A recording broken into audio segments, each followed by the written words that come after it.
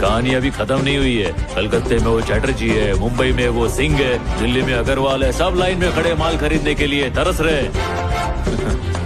अपने पास जो चीज है ना वो दुनिया में किधर भी नहीं मिलती, सिर्फ अपने इलाके के जंगल में मिलती है, और ऐसी क्वालिटी और किधर भी नहीं है। तो जब माल अपने पास है तो हम उनके आगे भीख काहे को मांगे? अपन मुंह फाड़ के पैसा लेंगे।